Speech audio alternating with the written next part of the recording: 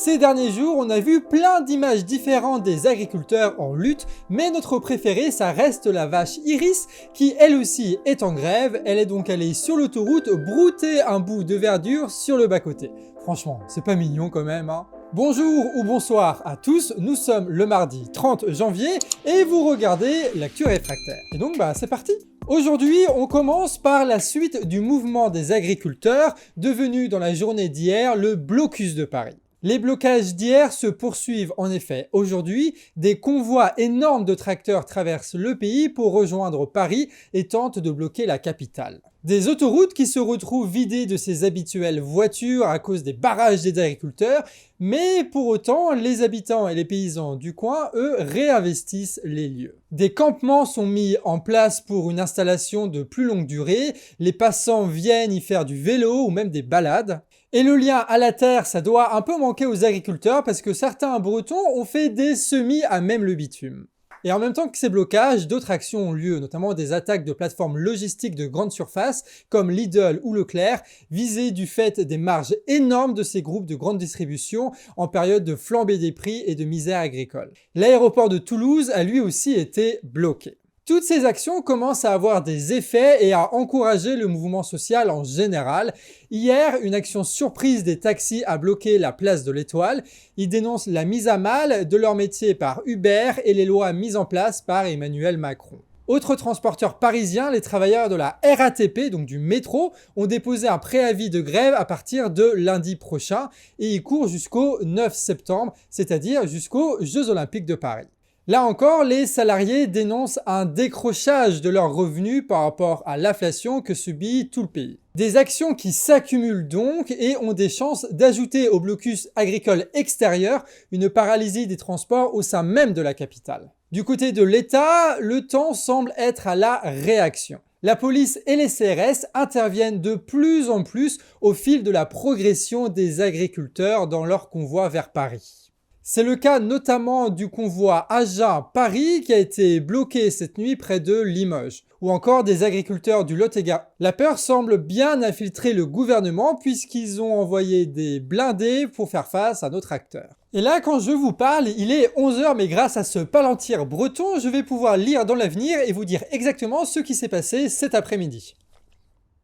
Alors ouais, cet après-midi, Gabriel Attal, il a fait sa fameuse déclaration de politique générale. Et il y a eu énormément de redites sur la répression des chômeurs, sur la baisse d'impôts pour les classes moyennes, les investissements dans l'industrie dite verte, la simplification, etc. Quelques petits détails ici et là, comme vouloir expérimenter la semaine de 4 jours avec le même temps de travail. Les femmes de ménage de l'Assemblée travailleront le jour si elles le veulent, mais elles seront payées moins. Il veut aussi que des médecins de l'étranger viennent en France pour lutter contre les déserts médicaux ou encore construire des logements sociaux, y compris pour les classes moyennes. Il veut aussi réarmer le pays contre la dette par la croissance et le travail, comme c'est original. Il vexe les LR avec l'IVG dans la Constitution, mais se rattrape avec une réforme sur l'aide médicale d'État pour les étrangers. Si l'expérimentation se passe bien, l'uniforme et le SNU seront généralisés en 2026. Concernant l'agriculture, il a répété les mêmes choses sur l'allègement administratif, sur l'indemnisation, sur le remboursement de la taxe sur le gasoil et sur le libre-échange. Il a dit qu'il ferait de la traçabilité pour savoir s'il y a une concurrence déloyale ou non, sans pour autant toucher à ces fameux accords de libre-échange, chercher l'erreur. Et sur la question des jachères, sur l'importation ukrainienne et sur les accords avec le Mercosur, il a dit qu'il en discutait en ce moment avec les autres pays de l'Union européenne, quoi. Donc pas grand chose de neuf sous le tracteur, quoi. Et sinon, niveau action, à Nantes, la Confédération paysanne bloque la centrale logistique de Leclerc, tout comme à Saint-Étienne-de-Montluc. L'A9 au niveau de la frontière espagnole est bloquée par des camions. À Nièvre, des pneus se sont accidentellement amassés sur un radar. Au Leclerc de Rivery, les agriculteurs prennent la parole au micro avant de bloquer le magasin et ça bouge aussi chez les amis corses. La CGT pose un préavis de grève sur les 7 prochains mois, histoire de permettre les grèves des transports en commun pour les JO. Ah, et on avait oublié aussi que tu avais des tracteurs qui sont juste à côté des institutions européennes bruxelloises en ce moment. Et à ce qui paraît, le ministre de l'Agriculture va bientôt faire des annonces et si c'est vraiment le cas, on vous tiendra au courant demain évidemment.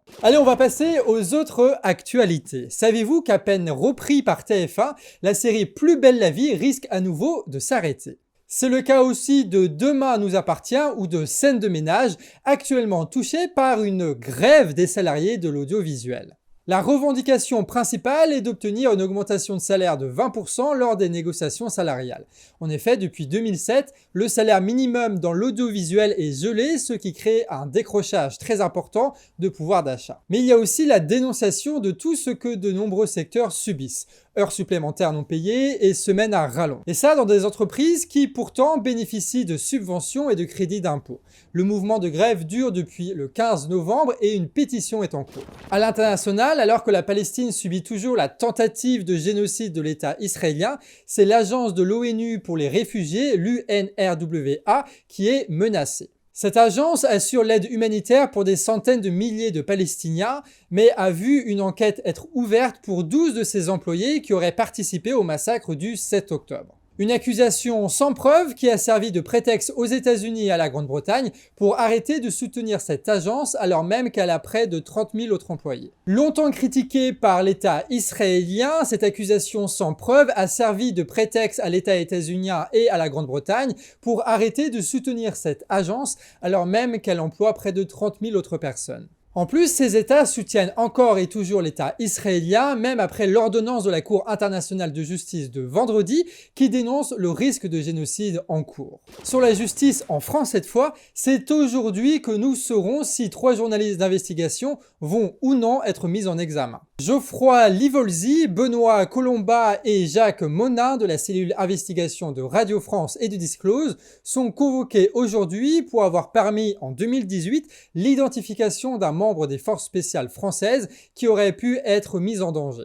Une accusation suite aux informations révélées concernant une enquête d'un grand scandale de corruption courant sur plusieurs années au ministère des Armées, impliquant apparemment ce membre des forces spéciales qui aurait d'ailleurs jugé en septembre pour des faits de révélation par les journalistes. Donc, on résume, si un journaliste dénonce un délit commis dans l'armée, il aide la justice à enquêter, mais il est quand même mis en examen. Cela ressemble beaucoup à une tentative d'intimidation de nos rares journalistes d'investigation par l'État qui n'aime la liberté de la presse que lorsqu'elle est d'accord avec. Aujourd'hui, pour la chronique Affaires et corruption, on revient sur une affaire qui est ancienne mais qui est méconnue. Jérôme Laronze était un éleveur de bovins en Saône-et-Loire. Il est en retard sur de la paperasse administrative, ce qui lui a valu beaucoup de contrôles à répétition pendant plus de 2 ans de la part des autorités administratives et vétérinaires, toujours accompagnés de gendarmes. Pour lui, les contrôles abusifs ne servent qu'à empêcher son activité en agriculture biologique et le contrat a passé au conventionnel. Mais ce n'est pas ce qu'il voulait pour ses bêtes et pour les consommateurs. Le 11 mai 2017, c'est le coup de massue. Les agents viennent l'escorter et saisissent son cheptel. Jérôme préfère prendre la fuite pour ne pas en venir à des actes regrettables. Il rentre en cavale alors pendant 9 jours. Les gendarmes portaient avec eux une ordonnance d'hospitalisation en psychiatrie. Le 20 mai 2017, il est retrouvé sur une colline dans sa voiture. Il tente de s'enfuir et c'est là qu'un gendarme ouvre le feu. Le décès est enregistré à 17h30, mais il n'est signalé qu'à 21h à ses proches. Pour sa sœur, ce délai-là est le signe d'une bavure. Près de 7 ans après, la famille demande toujours le procès du gendarme. Quelque temps avant sa mort, Jérôme avait consigné sa persécution dans ses chroniques et états d'âme ruraux, un texte disponible en source dans les descriptions. Vous y trouverez aussi un lien vers un film qui raconte l'histoire en détail. Autre affaire de corruption, on vous en avait parlé la semaine dernière avec, vous savez, les députés qui se sont augmentés de 305 € par mois. Mais Mediapart nous apprend que les sénateurs se sont augmentés, eux, de 700 € par mois à la fin de l'année 2023, et ça en catimini. Aucune communication n'a été faite par le Palais du Luxembourg à l'époque. Chaque mois, nos sénateurs pourront donc avoir 6 600 € pour prendre en charge leurs dépenses courantes, restaurants, hébergement sur Paris, taxis, trains, etc. Et pour finir, retour sur l'ancien policier de Marseille qui était devenu multimillionnaire en jouant les marchands de sommeil. Sa condamnation vient de tomber, il écope de 5 ans de prison, dont une avec sursis, mais le plus lourd pour lui reste les sanctions financières. 3 de ces sociétés sont condamnées à 100 000 € d'amende chacune. La justice va aussi confisquer 220 000 € de l'une de ses assurances-vie et 2 de ses immeubles sont saisis, évalués à 684 000 € et 500 000 €. Enfin, les victimes ont obtenu un total de 300 000 € de dommages et intérêts, soit 10 000 € par personne lésée. Et c'est déjà fini pour cette Actu Réfractaire, mais vous pouvez toujours voir ou revoir nos autres vidéos sur Actu Réfractaire ou sur Canard Réfractaire si vous en voulez plus. Et pour nous soutenir et pour soutenir notre développement et notre indépendance, il y a un lien Tipeee en description car nous sommes financés que par vos dons. On se revoit demain soir à 19 h pour faire le point sur l'actu du jour et surtout sur ce fameux blocus de Paris. Allez, à demain à 19 h.